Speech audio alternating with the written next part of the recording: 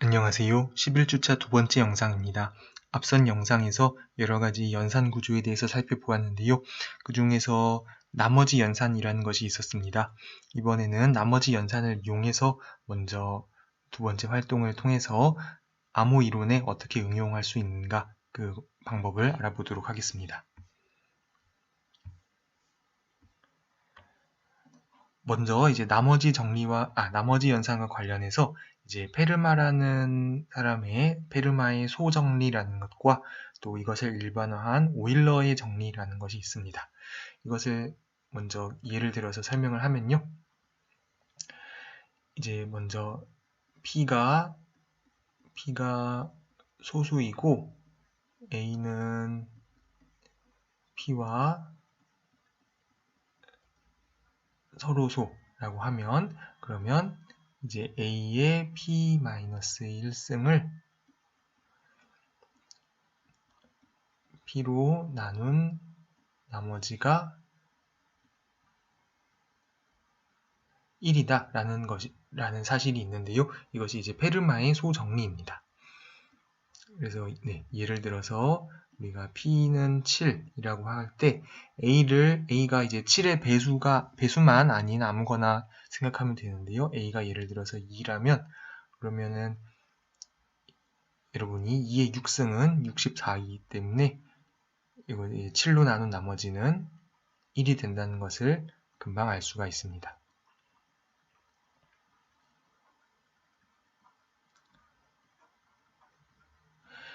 그래서 이것을 이제 P가 소수가 아닐 때도 일반화한 것이 이제 오일러의 정리인데요. 오일러의 정리는 이제 n이 임의의 정수이고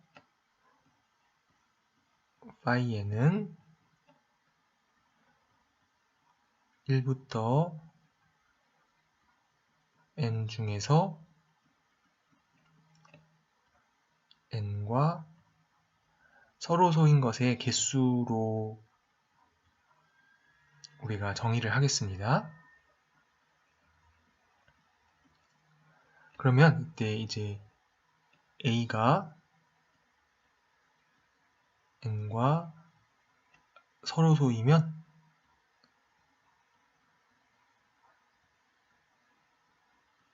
그러면 A의 phi n승이 이거를 n으로 나눈 나머지가 1이 된다 라는 것이 오일러의 정리입니다.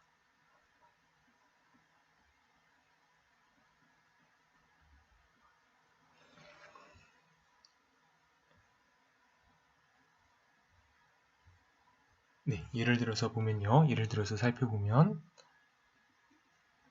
우리가 아까와 같이 n이 이제 15인 경우를 생각을 해보겠습니다. 그러면 이제 n과 서로소인 거는 이제 아까 이제 기억을 한다면은 1, 2, 4, 7, 8, 11, 13, 14 이렇게 15까지 중에서 서로소인 거는 8개가 있었는데요. 서로소라는 거는 A가 N과 서로소라는 것은 A와 N의 최대 공약수가 1이라는 것을 말합니다. 이것이 서로소이고요. 그래서 파이의 n승은 이게 아니죠. 죄송합니다. 파이 n은 이제 8 이 경우에 이제 파이 15는 8 이렇게 계산을 할 수가 있는데요. 그러면 이제 15와 서로소인 거 아무거나 택하면은 2의 8승을 하면 이게 이제 15로 나눈 나머지가 이제 1이 된다는 것을 그 앞선 탐구에서 우리가 확인을 한 바 있습니다.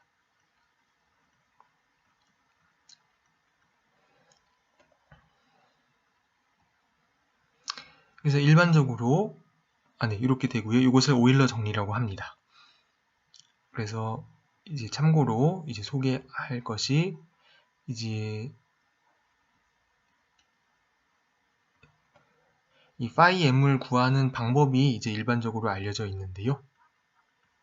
m이 정수일 때 그것과 서로소 m보다 작으면서 m보다 작거나 같으면서 m과 서로소인 것의 개수를 구하는 방법이 있는데요.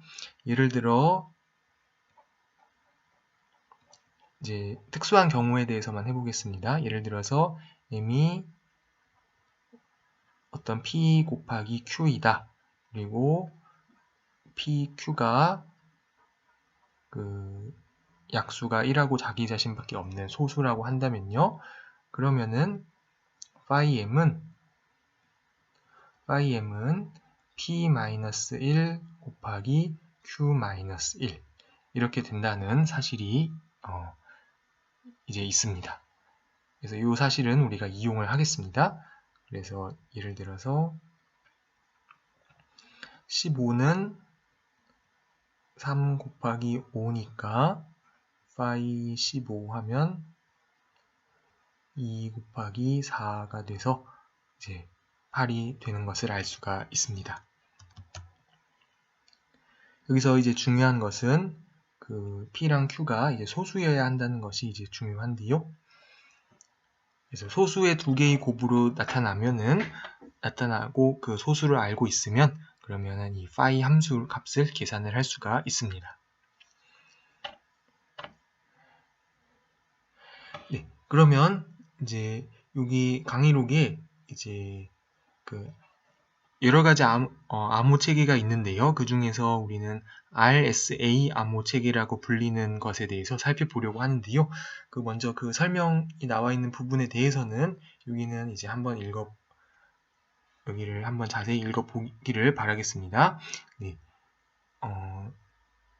여기 설명이 되어 있는데 그 다음에 이 활동을 통해서 이 구체적인 예제를 가지고 저와 같이 한번 자세하게 다시 한번 알아보도록 하겠습니다. 네, 여기를 일반적인 이론을 설명하는 것보다 구체적인 예제를 통해서 같이 살펴보면 조금 더 도움이 될 것 같은데요. 그 다음에 일반적인 내용을 살펴보면 좋을 것 같습니다. 그래서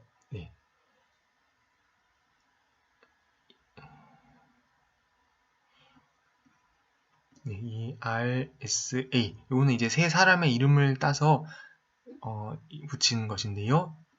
그래서 RSA 암호 체계라는 것의 이 과정을 소개를 하도록 하겠습니다.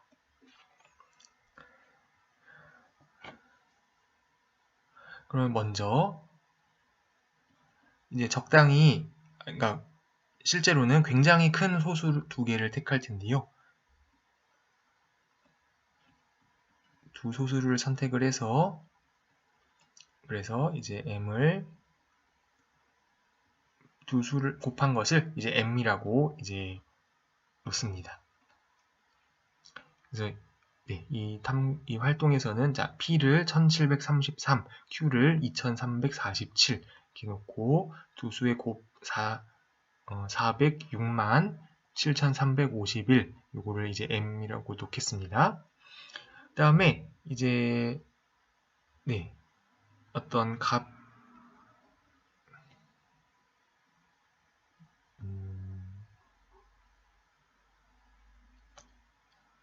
여기는 제가 그걸 잘못 쓴 것 같습니다. 처음에 송신자를 값이라고 하고요.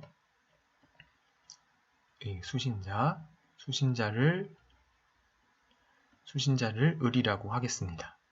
그래서 이제 값이 을한테 이제 메시지를 보내는 것입니다. 근데 메시지를 보내는데 이 메시지가 이제 중간에 다른 사람에 의해서 가로채 정보가 새어나가지 않기를 원하는데요. 그래서 이제 암호화해서 보내고 싶습니다. 그래서 이제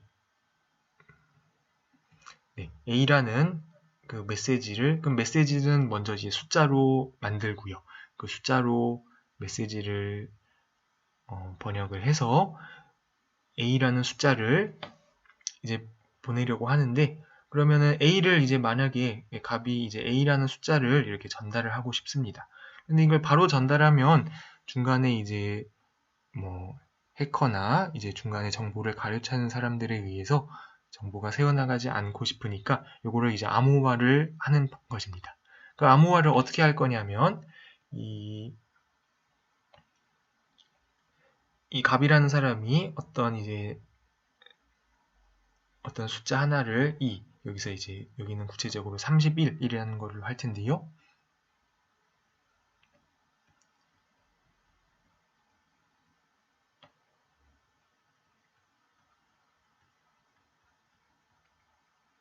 그래서 2와 그 다음에 아까 p 두 소수를 곱한 그 m 두 개는 이제 공개를 합니다.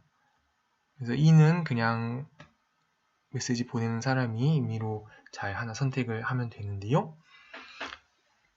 그걸 공개를 합니다. 그래서 여기서는 지금 2가 31이고 m이 406만 7,351인 것입니다.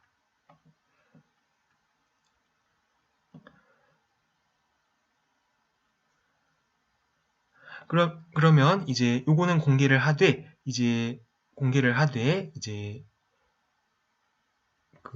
여기다 쓰겠습니다. 이거 P하고 Q는 두 사람만 알고 있습니다. P하고 Q는 공개를 하지 않습니다. P하고 Q는 공개를 하지 않으면은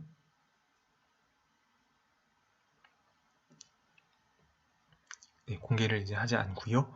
그랬을 때 이제 어떻게 메시지를 암호화해서 보내냐면 이제 메시지 A가 메시지고요. A의 이승을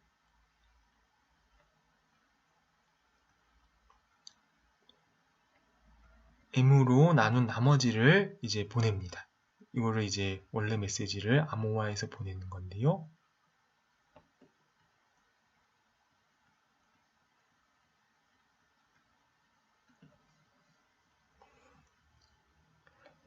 여기까지 한번 이제 예를 들어 보겠습니다.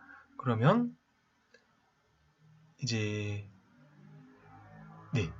여러분이 이제 임의의 마음에 드는 세 자리 숫자를 세 자리 숫자를 택해서 그것을 메시지라고 하고 이제 암호화해서 보내보도록 하겠습니다. 저는 예를 들어서 A를 제가 이제 729로 택하도록 할게요. 그리고 아까 그 웹사이트를 사용을 하겠습니다. 그러면은 729에 31을 m으로 나눈 나머지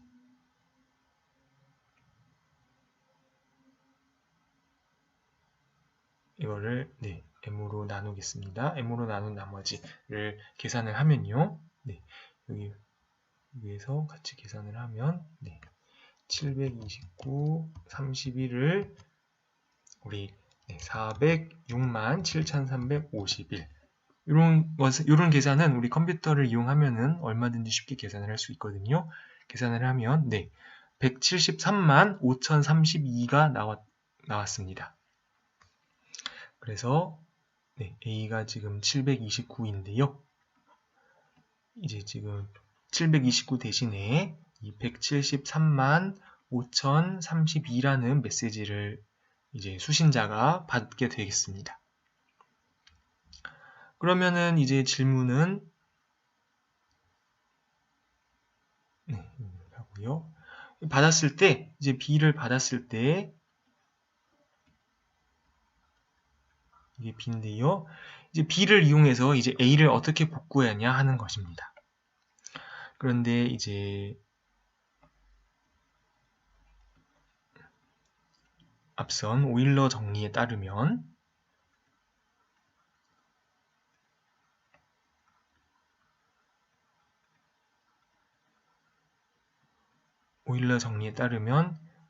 그 A의 phi m승은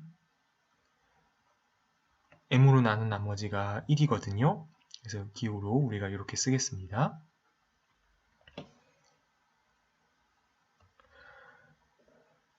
그러면 이제 다른 사람들은 몰라도 이 수신자와 송신자는 이 phi m을 계산을 할 수가 있습니다.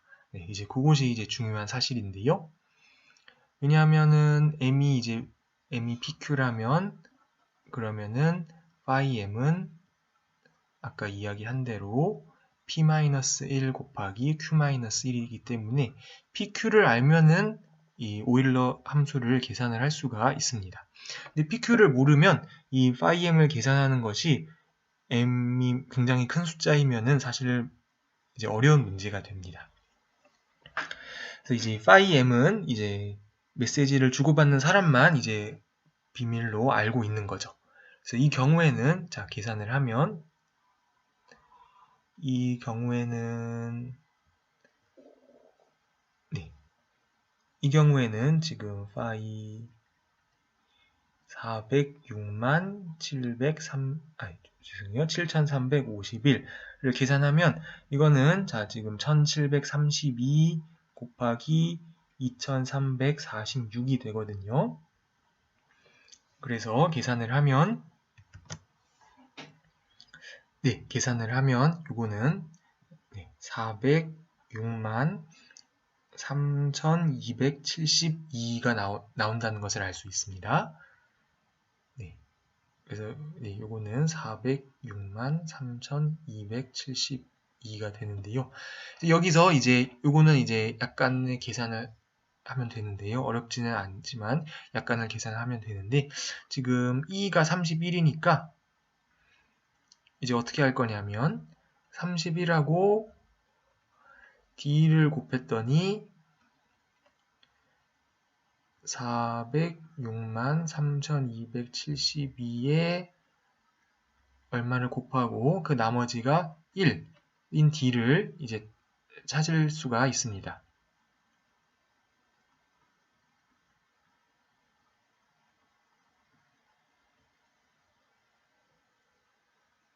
그러면 그 D를 이제 찾는 과정은 요거는 이제 조금 계산을 해야 되는데요. 요거는 그냥 생략을 하겠습니다.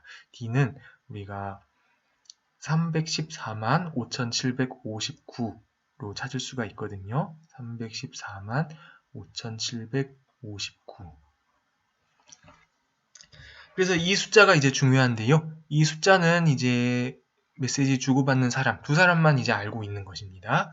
그래서 특히 이제 을은 314만 5759라는 숫자를 잘 알고 있어야 되는데요.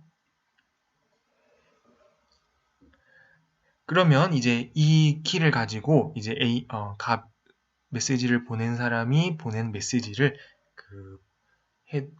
복호화할 수가 있는 것입니다.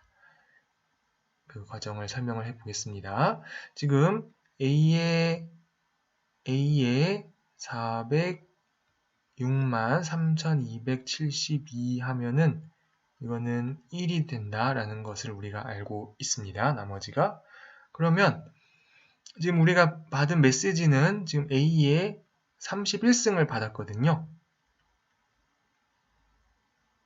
이거를 알고 있는데요.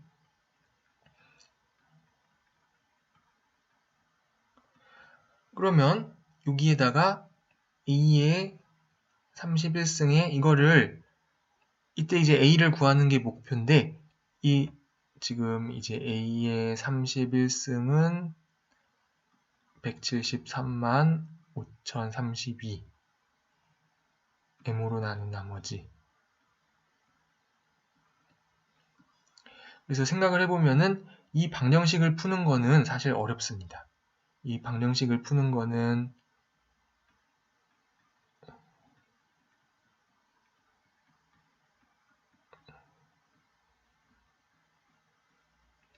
사실 이제 직접 해보지 않고는 이제 쉽지가 않은데요.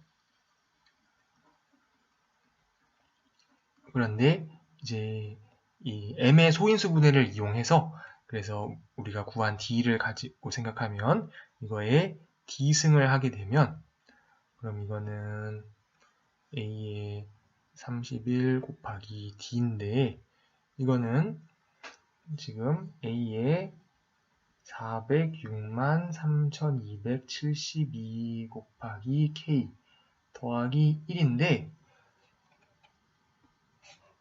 그 A의 406만 3272는 그 1이거든요.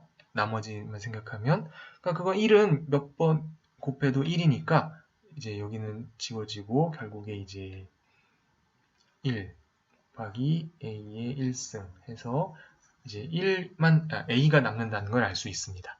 네, 그래서 이것이 암호화된 메시지를 복호화하는 방법입니다. 그 과정이 조금 이제 복잡할 수 있는데요. 다시 한번 정리를 해보겠습니다. 메시지를 보내는 사람이 A라는 메시지를 보내는데요. 그냥 보내는 것이 아니라 이제 이 숫자는 공개되어도 상관없습니다. 2라는 숫자를 택해서 여기서는 31이라 한다면은 31승을 한 다음에 M으로 나눈 나머지를 보냅니다. 그러면 그 받은 메시지를 가지고 그 31이라는 숫자만 가지고는 A라는 숫자를 바로 이끌어내기가 쉽지가 않습니다. 다시 한번 말하면요. 이 오른쪽에 이 방정식을 푸는 것과 같은데 이거는 쉬운 일이 아닙니다. 그런데 이제 D를 미리 계산한 D를 우리가 잘 알고 있다면은 이 D를 알고 있는 사람은 암호화된 메시지를 복호화할 수 있는데요. 그거는 간단합니다. 그 받은 메시지를 다시 D만큼 그 지수에 취해서 그것을 M으로 나눈 나머지를 다시 계산만 해주면은 원래 숫자가 나온다는 것을 알 수가 있습니다. 예, 그 과정을 한번 여기 인터넷 계산기를 통해서 확인을 해 보도록 하겠습니다. 우리가 받은 메시지가 173만 5032였는데요. 그러면 이 숫자를 다시 173만 5032라는 숫자를 여기에 우리가 구한 D는 지금 314만 5759입니다. 이거를 M으로 나누게 되면, 그렇죠? M으로 나누면 나머지가 원래의 729가 나온다는 것을 알 수가 있습니다.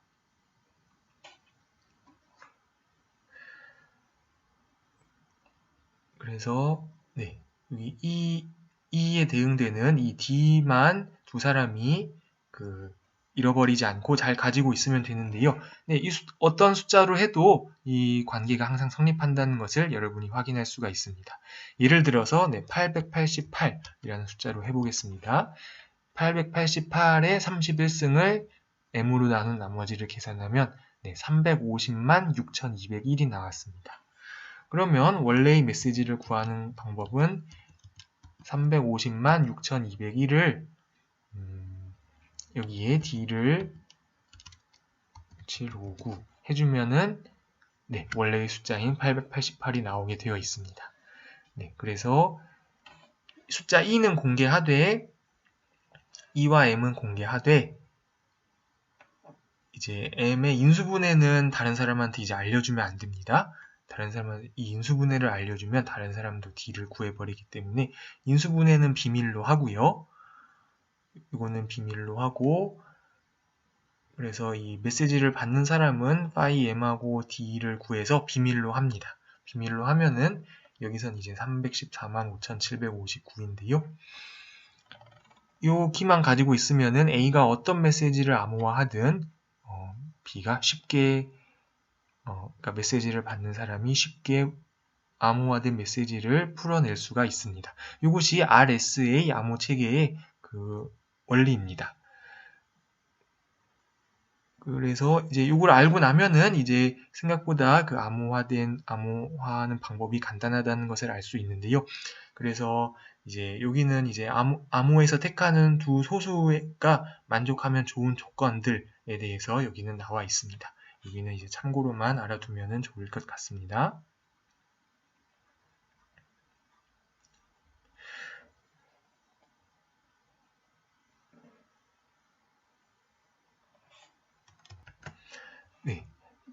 그래서 이게 제 생각에는 조금 더 구체적인 큰 숫자로 이제 그 상황을 보았을 때 좀 이해가 용이하지 않을까 생각이 돼서 이 예제를 살펴보았는데요.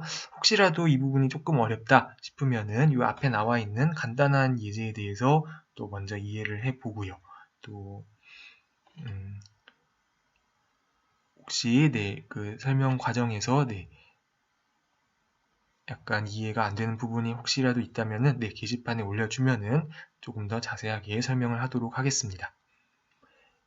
그래서 암호 이론의 응용에 대해서 공부를 했고요. 이제 남은 이제 다음 탐구에서는 이번에는 이제 그 정보를 전달하는 과정에서 오류가 생겼을 때 그 오류가 있다는 사실을 알아내거나 아니면 더 나아가서 오류를 스스로 수정할 수 있는 방법에 대해서 알아보도록 하겠습니다.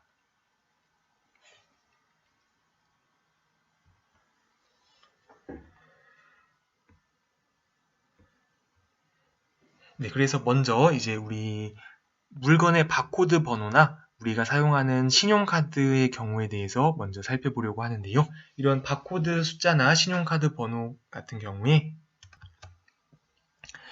그 물건의 바코드 번호나 신용카드 번호에서 항상 마지막 숫자는 앞에 숫자들을 이제 기입할 때 오류가 없는지 체크하는 그런 체크 번호로 이제 어떤 주어진 규칙을 만족하는 그 체크 번호가 되도록 이제 설정이 되어 있습니다. 먼저 그 물건의 바코드의 규칙, 바코드 번호의 규칙을 살펴보겠습니다. 그러면은 이제 각 번호가 이제 그 물건의 이제 종류나 아니면 그 국가를 이제 의미하는데요. 그거에 대해서는 이제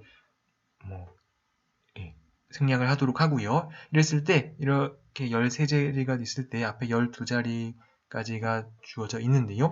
이 마지막 자리는 어떤 규칙을 가지고 정해지냐 하면 이게 이제 번호인데요. 여기서 홀수 번째는 그대로 적고요. 짝수 번째는 곱하기 3을 해서 적습니다. 곱하기 3을 해서 그 1의 자리를 적습니다. 그러니까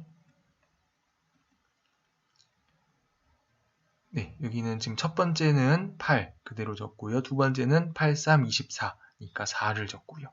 이런 식으로 적습니다. 그러면 순서대로 해보면 0, 3, 0, 8, 2, 3, 6, 0, 2, 6이 나온다는 것을 알 수 있는데요.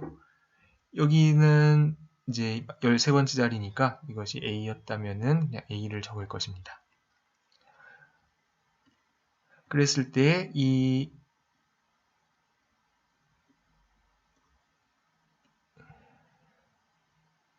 이제 번호를 이제 이거를 체크를 할까요? 체크 숫자들을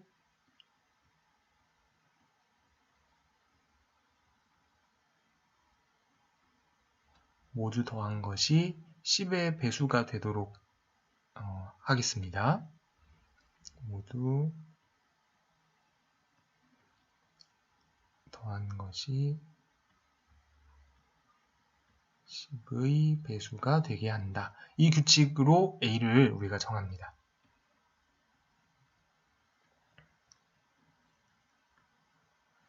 그러면은 그 A는 이제 유일하게 결정이 되는데요. 여기로 예를 들면은 이렇게 8, 4, 3, 8, 2, 3, 6, 2, 6A 이거를 다 더한 게 10의 배수가 되어야 된다고 해보면은 A가 이제 8 이렇게 된다는 것을 알 수가 있습니다.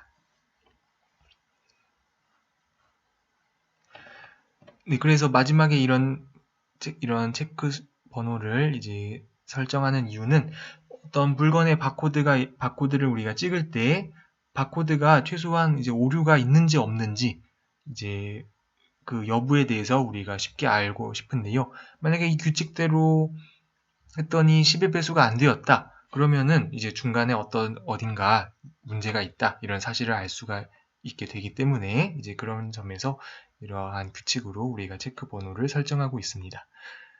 신용카드의 경우에는 이제 조금 더 복잡한데요. 이제 제가 가지고 있는 신용카드를 가지고 제가 한번 그 규칙에 적용을 시켜 보았습니다. 우리가 이제 보통의 카드는 16자리로 되어 있는데요. 이제 여러분들도 가지고 있는 카드로 한번 이 규칙을 점검을 해 보길 바랍니다. 먼저 카드 번호를 이제 쭉 적고 홀수 번째 숫자는 2를 곱해서 이제 10의 자리 숫자와 1의 자리 숫자를 더한 숫자를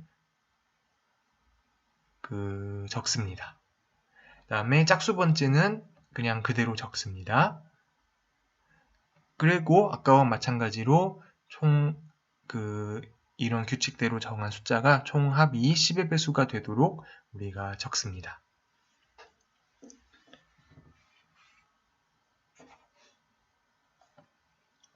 그러면은 이제 제가 가지고 있는 카드로 한번 마지막 숫자를 구해볼까요? 그러면은 이제 순서대로 4518, 4355, 0200, 300, 땡 이런 카드가 있는데요. 여기서 이제 이 체크 숫자는 어떻게 하냐면은 홀수 번째는 2를 곱해서 10의 자리 숫자와 1의 자리 숫자를 더한 숫자를 적고요. 짝수는 그대로 적습니다. 그러면 자, 순서대로 8, 5, 2, 8, 8, 3. 그다음에 5는 5 곱하기 2 하면 10이니까 이런 경우에 여기다가 이제 1을 적는 것입니다. 1 그러니까 1 더하기 0이니까 1이고요. 5, 0, 2, 0, 0, 6, 0, 0 이렇게까지 적을 수가 있습니다. 그러면 여기 마지막은 이제 a인데요. 이거를 다 더한 것이 그 10의 배수가 되어야 한다. 그 규칙을 생각하면 이 방정식을 풀면 a가 2여야 한다라는 사실을 알 수가 있습니다. 그래서 이런 식으로 이제 물건의 바코드 번호나 카드 번호의 규칙이 주어지는 경우가 있는데요.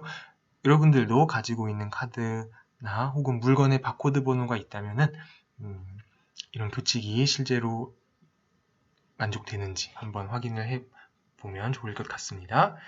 여기서는 이런 규칙의 그 수학적인 원리에 대해서 이제 간단한 예를 가지고 조금 더 생각을 해보도록 하겠습니다.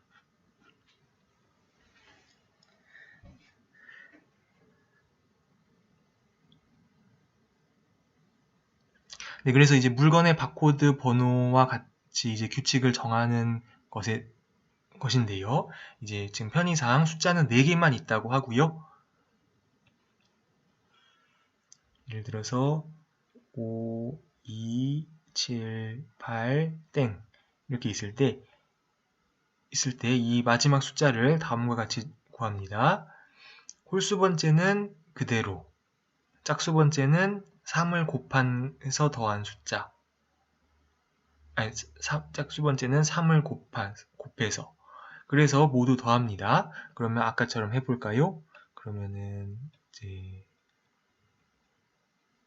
체크 번호는 홀수 번째는 그대로, 짝수 번째는 3을 곱해서, 홀수 번째는 그대로, 짝수 번째는 3을 곱해서, 그러니까 24니까 24인데 어차피 지금 10의 배수만 할 거니까 10의 배수가 되는지만 중요하니까 1의 자리만 택해도 상관이 없겠습니다. 그 다음에 마지막은 A. 그래서 이제 5 더하기 6 더하기 7 더하기 4 더하기 A 한 것이 10의 배수.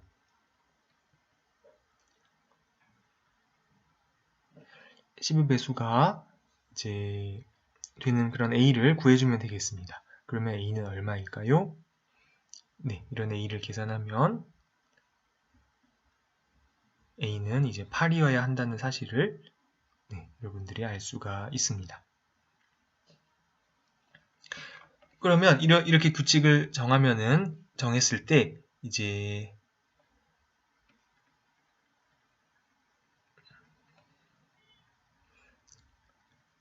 숫자 하나를 잘못 표기하면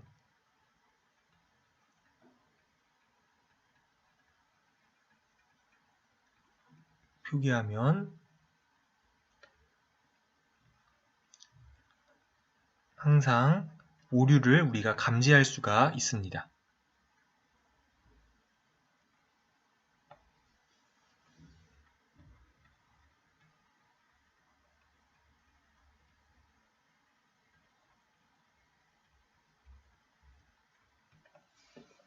이것이 이제 우리 수학적으로 이제 우리가 관심 있는 중요한 사실인데요. 지금 어떻게 한 거냐면 5 곱하기 1 더하기 2 곱하기 3 더하기 7 곱하기 1 더하기 8 곱하기 3 더하기 마지막에 8 곱하기 1 하면 이것이 10으로 나눈 나머지가 이제 0이 되는 지금 그런 상황인데요.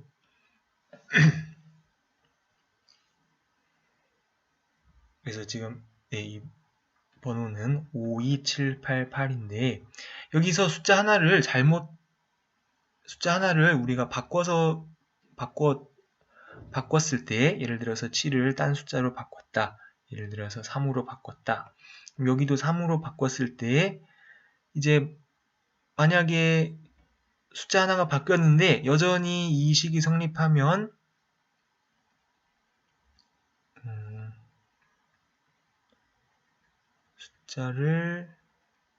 숫자 한 개를 바꿨을 때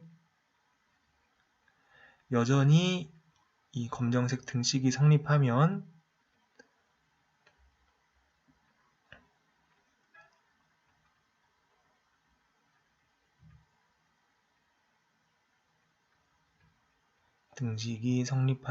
우리가 이제 오류를 감지할 수가 없게 되는 것입니다. 그러면 이제 이 규칙이 그래도 만족되니까 번호가 원래 틀렸는지 맞는 건지 이런 건 우리가 이제 알 수가 없게 되는데요. 여전히 등식이 성립하면 오류를 감지할 수가 없게 되는데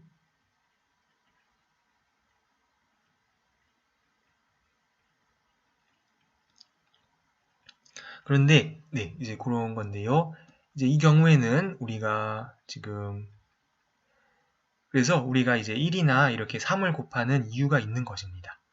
여기서 우리가 52788 중에 여러분이 아무 숫자나 예를 들어 아까와 같이 7을 3으로 바꿨다 하면은 원래 거랑 이 차이가 10의 배수가 날 수가 없습니다.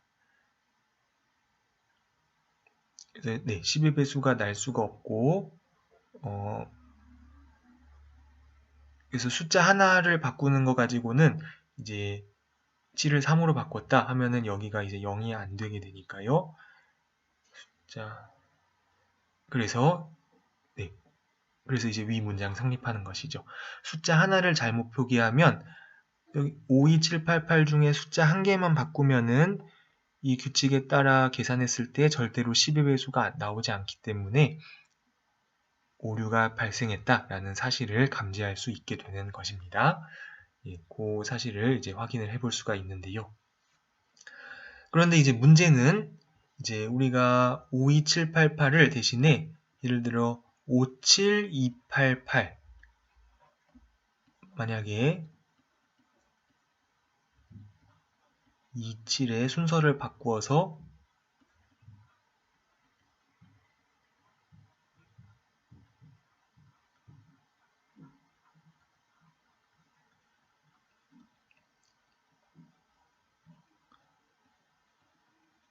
이렇게 썼다면요. 그러면 한번 체크 번호 확인을 해보겠습니다. 5 곱하기 1 더하기 7 곱하기 3 더하기 2 곱하기 1 더하기 8 곱하기 3 더하기 8 곱하기 1 그러면 이거 계산을 하게 되면은 지금 5 더하기 21 더하기 2 더하기 24 더하기 8이 돼서 60이니까 10으로 나눈 나머지가 0이 된다는 것을 알 수가 있는데요. 그러니까 이 경우는 이제 이렇게 해도 10의 배수가 되니까 이제 오류를 감지할 수가 없게 되는 것입니다.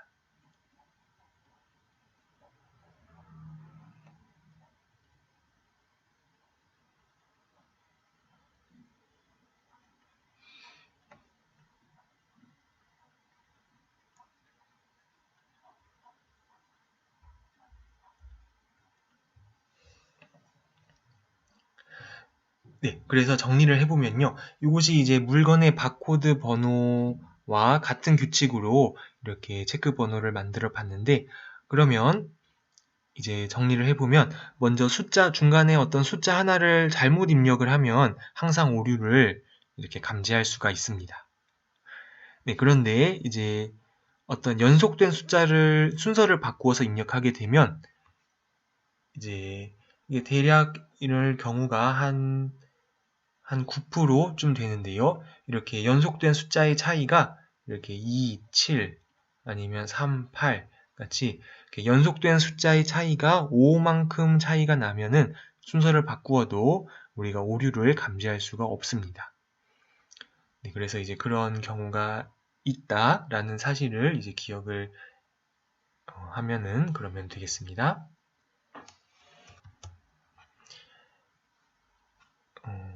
예, 여기 마지막으로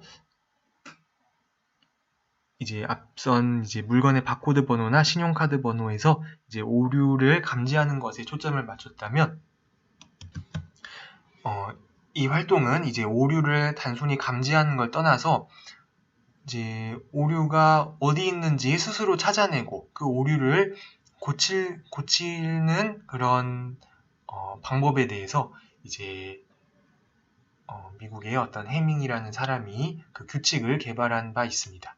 그래서 그 가장 간단한 경우에 대해서 이제 알아보려고 하는데요. 예, 시간이 조금 많이 지났는데 간단하게 이제 그 큰 이제 아이디어만 이제 살펴보도록 하겠습니다. 이제 큰 아이디어는 이제 0이나 1로 이루어진 4비트 메시지를 이제 다른 사람한테 보낼 때 여기에 이제 3개의 페리티 비트를 추가로 해서 우리가 7글자를 이제 보내겠습니다. 그런데 규칙은 이제 이와 같이 정하겠습니다. 그래서 원래 메시지는 M1 여기다 쓰겠습니다. M1, M2, M3, M4인데 여기다 뒤에 3개의 그냥 페리티 비트를 추가를 합니다. 그런데 그 규칙은 여기 나와 있는데 이 다음과 같다. 이렇게 추가해서 원래 보내려던 메시지는 4글자인데 이거를 7글자로 추가를 해서 보냅니다. 네, 그러면 네, 그거는 이렇게 이런 행렬을 이용해서도 우리가 이해를 할 수가 있는데요. 그렇다면 이 메시지에 대해서 우리가 자, S1이라는 것을 M1, M2, M3, P1 이런 식으로 이렇게 S2는 M2, M3, M4, P2 그러니까 네, 이 더하기의 동그라미 기호를 썼다는 것은 지금 전부 다 2로 나눈 나머지만 생각하겠다는 것입니다. S3는 M1, M2, M4, P3 이렇게 3개의 숫자를 정의합니다. 그래서 이 S1, S2, S3를 신드롬이라고 하는데요. 그러면은 이제 원래 오류가 없는 그 부호어에는 이제 신드롬이 0이 된다는 것을 알 수가 있습니다. 0이 되도록 지금 규칙을 정했는데요. 예를 들어서 011, 0010의 신드롬을 구해보겠습니다. 그러면은 S1은 여러분이 계산을 하면 S1이 0이고 S2는 S2는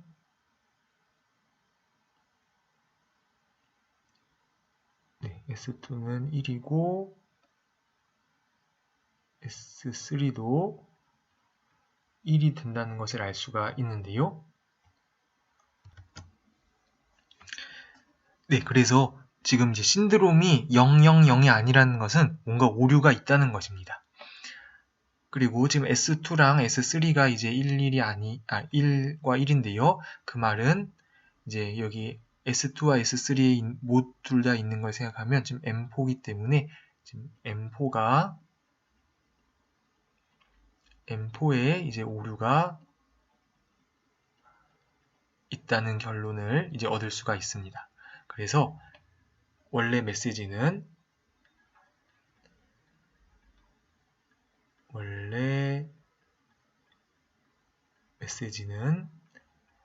이제 0111, 010 이것이 이제 원래 보내고 싶은 메시지인데 중간에 오류가 생겼구나 이런 결론을 얻을 수가 있는 것이죠.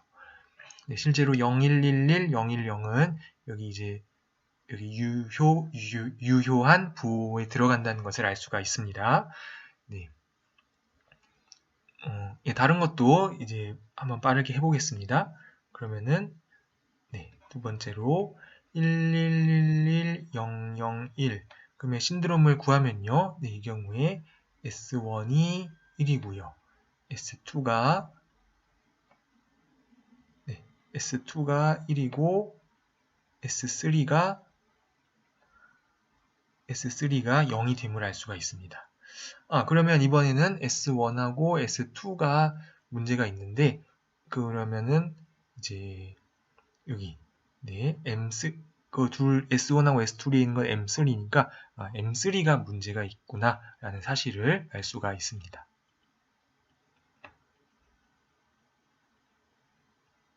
오류가 있다. 그래서 네, 원래 메시지는 1101001 이었다는 것을 알 수가 있습니다. 1101001 그렇죠. 여기 유효부호에 들어간다는 것을 알 수가 있습니다. 마지막으로 마지막 부호 1100010의 그 신드롬을 구해 보겠습니다. 그러면은 S1은 0이고요. S2는 0이고요. S3는 0. 그래서 이 메시지는 오류가 없구나 라는 사실을 우리가 알 수가 있습니다. 오류가 없고 실제로 1100010은 네, 여기 원래 유효한 부호라는 것을 알 수가 있습니다. 이렇게. 그래서 이제 유효한 부호는 16개가 있는데 이제 실제로는 우리가 이제 세 글자를 추가해서 보내니까 이제 부호 자체는 경우의 수가 더 많아지는데요. 그렇지만 유효한 거는 16개만 이제 존재하는 그런 상황인데 그러면 여기서 이제 오류가 한 자리 생겼다고 가정을 했을 때 그 오류의 위치를 스스로 알아내서 수정할 수 있는 그런 방법을 이런 방법을 해밍이라는 사람이 이제 개발을 하였습니다. 그래서 이제 이것을 해밍 부호라고 부르는데요. 이제 해밍 부호의 간단한 경우를 살펴보았습니다. 예, 이 후반부 내용이 이제 나도 좀 수학적인 여러 가지 내용들이 있어서 설명이 좀 많이 길어졌는데요. 예, 그래서 동영상 길이가 많이 길어졌습니다. 네, 여기서 이번 주 강의를 모두 마치도록 하겠습니다.